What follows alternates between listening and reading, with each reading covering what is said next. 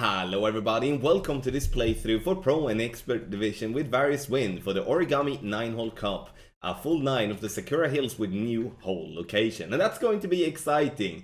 And before we take a look at the videos, make sure that you do hit the thumbs up button, also subscribe to the channel and turn on the notifications. For those of you that are looking for guides for the Origami 9-hole cup or just guides in general, go to patreon.com/golfclashtommy or you scan the QR code on the side of me here on the screen. We are doing a qualifying round guide for expert and master, which will be open for everyone that do have a Patreon package. Doesn't matter what level of package, you will get access. For those of you that do want to have a final round guide, we're doing a guide for master division.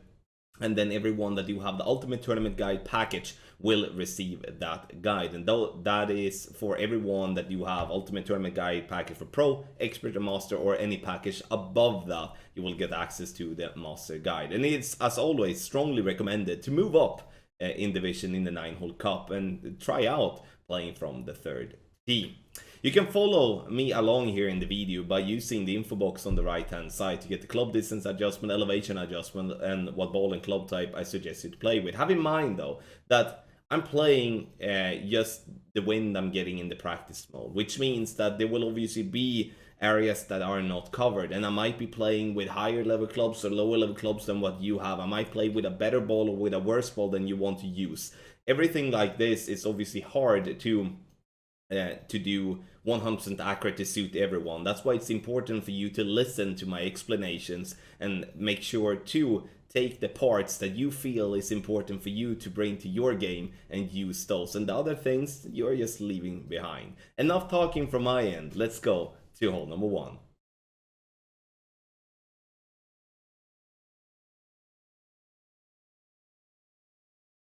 Hole number 1 is played exactly the same as before, in my opinion. When I do have a headwind, I do like to start with a quarterback, and I start incomplete max distance to then switch to the Apocalypse. Please do not be blinded by me playing with an Apocalypse level 8. This shot can be played with an Apocalypse level 2+.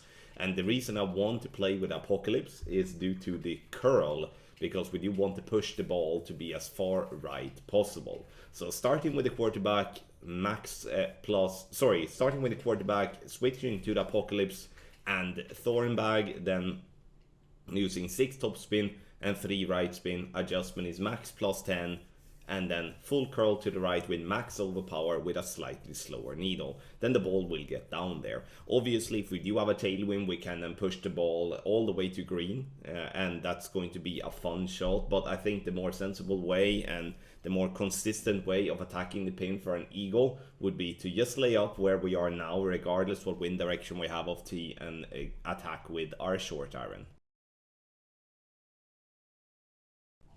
Second shot, we do play with a short iron here, and here I'm going to estimate my club distance by moving my target up to max and then moving back. Here I play medium distance with a 10% over adjustment, and I'm gonna play no spin. I try to use the hill there at the back, and it sometimes works and sometimes not. It all depends on what angle you get onto the green. So with that in mind, I would say attacking the pin straight on is going to be the best way to do so.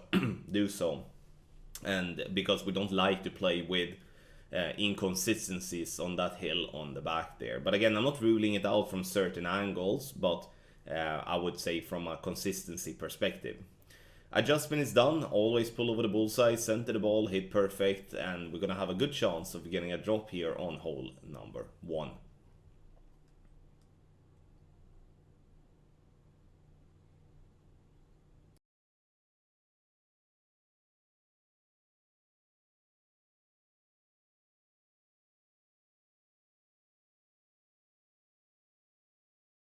Hole number 2 has become much more difficult in my opinion. This because the pin stands very close to the right side, but also stands shorter on the green than what it did before. And now I do feel that this spot that we're playing into here, where the pin stands, is fairly inconsistent. It doesn't really feel like a nice flat spot, and don't seem that it will involve many different happenings that we can control.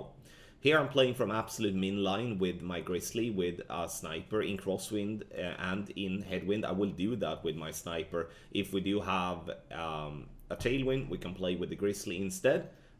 And because otherwise we'll be going between clubs. Using spins here, so the ball guideline is past the hole plenty, and unfortunately missing just a little bit right, but if I would have aimed a little bit more left, that would have been a much better outcome. So hole number 2, very difficult one. What I adjusted here in the video, I adjusted 1-to-1 plus 1.5, so it's again a 1-to-1 situation when it comes to playing with our sniper.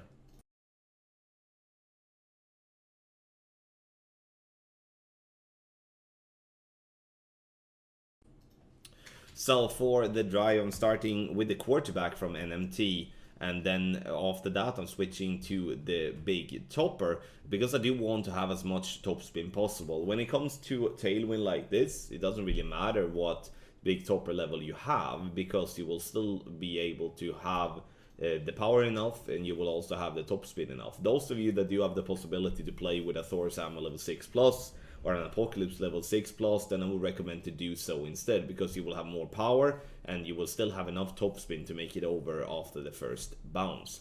Adjust max plus 10, and then I'm using approximately 3/4 of a ball right curl and max overpower with a slower needle.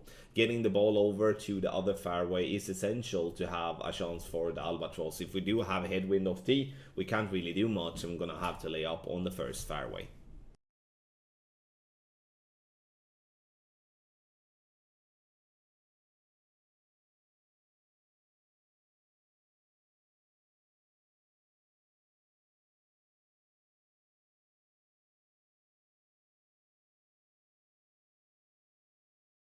Second shot, I would say it's difficult. There is a sticky spot that I'm trying to play into, but with the pin now standing so close to the left-hand side, it's gonna be, I would say that this hole has been difficult before, but I think it's, you know, I think it's the same difficulty this time as well, because bouncing on this uphill fairway here has never been consistent, for me at least, and I don't think that it will be consistent no matter where the pin stands on the green, no matter what type of spin we're gonna have to use or landing position. So I'm doing my very best here, estimating the club distance, aiming just outside the left side of the hole, and then hitting perfect. The ball will obviously come in, it will be a safe eagle, but in this case you can see here with it that high bounce, and we are landing approximately, yeah, 1 green to the right of pin, which is not ultimate, but at least you have an idea on how to play hole number 3 with a new hole location. Once again, this is going to be a difficult one to get an albatross, but if we do get the drive over the hill there, which we can do in whatever crosswind or tailwind that we do have, then we're gonna have a chance at least. If we do have to lay up on the first fairway, which we unfortunately gonna have to do in a headwind, then we're going to be in trouble in terms of getting the albatross, but should be a fairly safe eagle.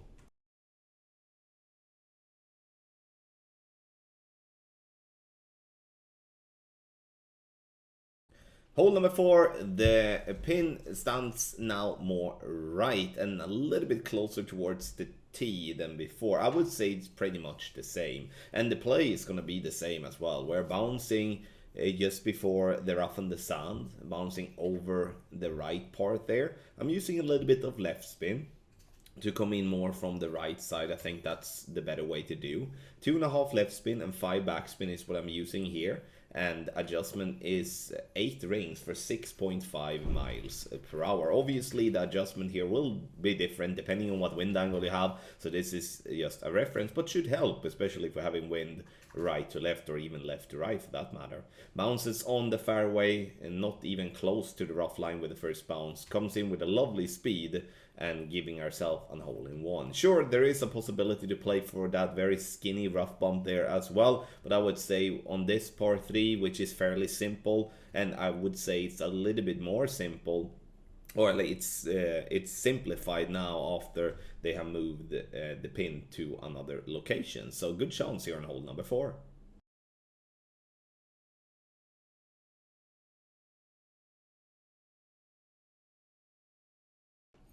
Alright, so I will admit, in Headwind here, we should not be playing with the Rock with max overpower, but it was the only bag that I actually had the Guardian in.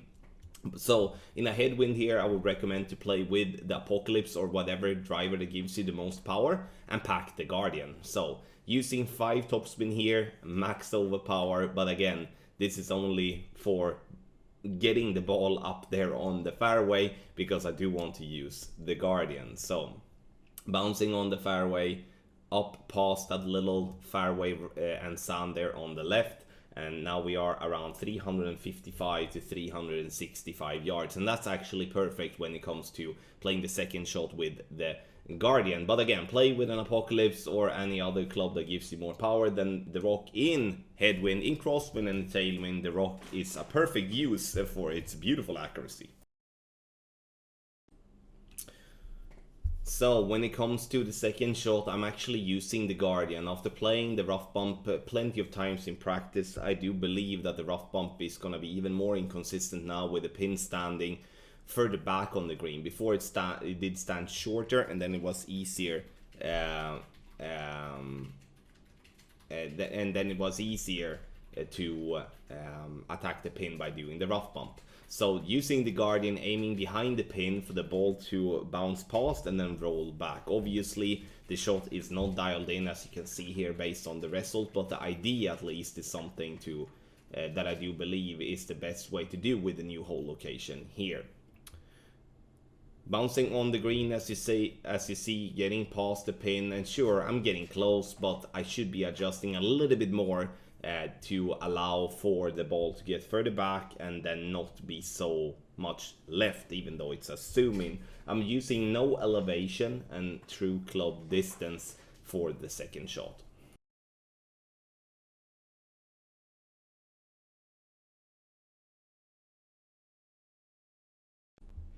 So for the drive here, I'm starting with the Rock in NMT, then swapping to an Apocalypse. Here it doesn't matter what Apocalypse you do have, obviously having it in a higher level will be an advantage, as the overpower will be needed for those with lower level clubs. Sure, playing here in a crosswind or a tailwind, then you don't really have that issue, but it's only when it comes to headwind. When not pulling into overpower, I'm not using any overpower either, just centering the ball, hitting perfect, using 5.8 topspin and 3 right spin, which are spins that can be used even all the way down to Apocalypse level 2.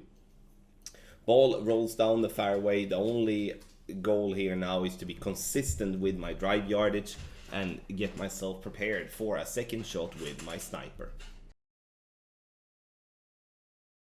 With the new hole location, having the pin way further back on the green, it actually allows us to play into a pretty big funnel here. So I'm finding it in the end. So the idea here is the same as before. We're doing a rough bump because the rough bump is limiting the time the ball is in the air after the first bounce. And it will, in that case, help us be more consistent in going for an albatross. Ball guideline through the hole in headwind. And you can see here that I'm into the funnel, aiming just a little bit right side of the pin. Adjustment here now is medium distance plus 10 is what I'm using.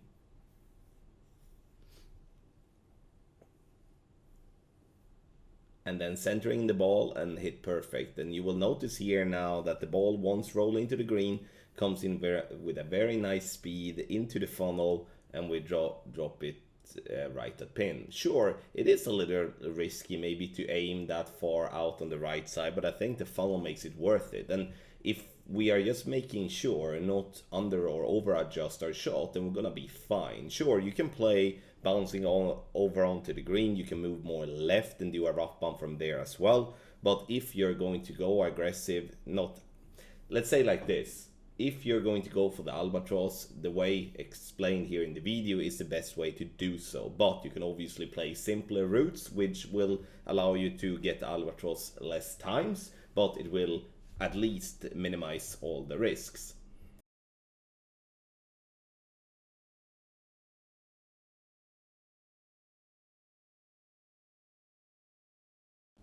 Hole number 7, we're gonna start by adding 6 bars of backspin with our sniper. Now we're gonna go for a rough bump. Now with the pin standing so short compared to before, the only thing we do have to do here is to do a rough bump or a sand bump. Even if you're using a backspin boost ball, it's going to be very difficult for you to get the roll back to roll as much as it needs to, because you're gonna have to aim very far behind the hole. Maybe with a guardian and a backspin boost ball that would be possible, but I would recommend to go for the rough bump, even though it might be risky for some of you that you feel that it's too it's a very small area. But if you adjust correctly and you center the ball and it's perfect, you're gonna have a very good chance with the rough bump.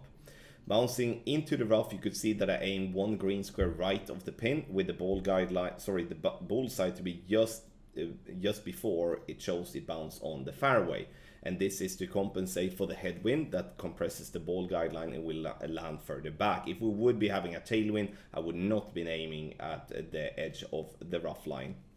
1-to-1 adjustment, and it dropped dead center.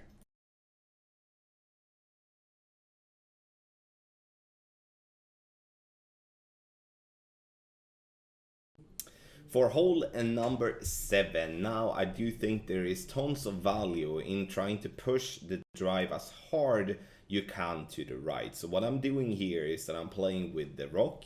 I'm gonna use 1 bar of topspin from an NMT position. NMT means no move target, so you're not gonna touch the target until it's time to adjust the rings. Adjusting max plus 10, and then I'm gonna go full curl to the right. And the intention here is to clip the rough with my second bounce and roll out. And the reason I want to clip the rough is to make sure that I'm not gonna go too far and into the rough on the back. So that's a perfect bounce, and we roll out. And now we're gonna have a short iron towards the pin.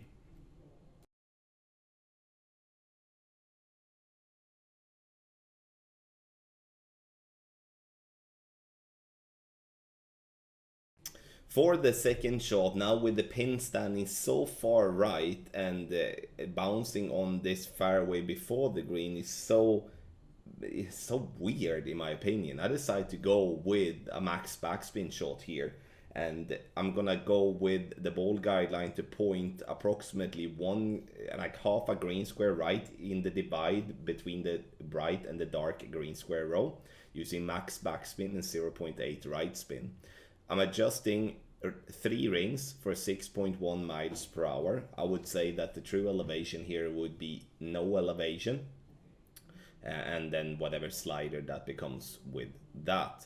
Obviously try to give yourself a reference with a rough check, frame check or something like that to be consistent with everything.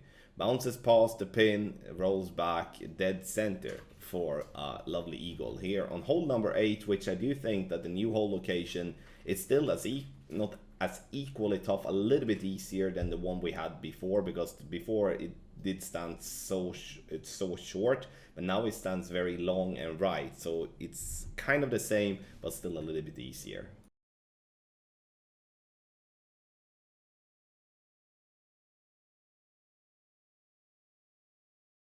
After plenty of practice, I couldn't get anything than headwind, which it's very unfortunate, because tailwind here is obviously much easier than having headwind off tees. So having headwind, I'm playing an NMT, adjust max plus 10. I'm using the club with the most topspin possible, combined with a power 5 ball. Here, if you do have the possibility to use a topspin boost ball, I would strongly recommend that, because the further up you're getting on the fairway, the better it's going to be for the second shot. Because this hole here, especially if it's not tailwind, it's going to be eagle only, and it's going to be a tough eagle to get, because you see here I'm playing with an Apocalypse level 8, and you may not have that type of club. You may have an Apocalypse level 5, level 4, level 3, level 2, and then everything is going to change, because you're not going to reach as far as I do, and you're going to have to struggle when it comes to the second shot. So once again, play with a club that gives you the most power and the most topspin possible when it comes to headwind and crosswind. When it comes to tailwind, you can come around playing with other drivers such as the big topper and stuff like that to utilize the topspin, but in the end, it's going to be a tough one if you do not have high level clubs. Second shot is to transport the ball towards the green. And here I'm having the Guardian, which may not be the best club here. Big Dog or the Cataclysm would be better to use a little bit more topspin to roll up the ball towards the hole. Here you can also notice that if you do have a tailwind off tee, the pin stands more makeable now than what it used to be, because before it did stand more right, and then it was very difficult to attack the pin because of the bunker and the rough on the right. So adjusting into overpower here, then I'm using overpower, but the topspin on the Guardian is not really my friend here, and I'm just trickling onto the green.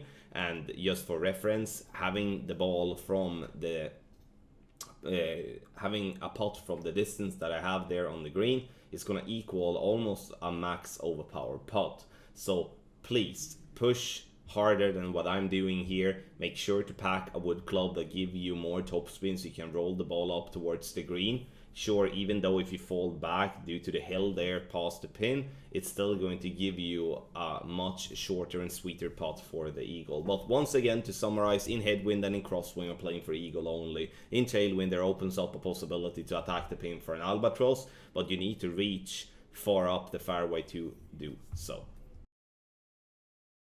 Thank you so much everybody for watching this playthrough for Pro and Expert Division with various wind for the Sakura Hills with new hole locations in the Origami 9-hole cup. And as always, make sure to improve your game in the best way you can, and this time by going to patreon.com/golfclashtom. You can scan the QR code on the side of me, and also have in mind that we are doing a qualifying round guide for Expert. We're doing a qualifying round guide for Master for everyone that is a patron. Doesn't matter what package size you have. And then we do a final round guide for Master as well, which will be open for everyone that do have the Ultimate Tournament Guide package. Doesn't matter if it's Pro, Expert or Master or any package above. So make sure to subscribe and be ready for the best guides on the market. Thank you so much for watching, and a good luck in a Golf Clash game.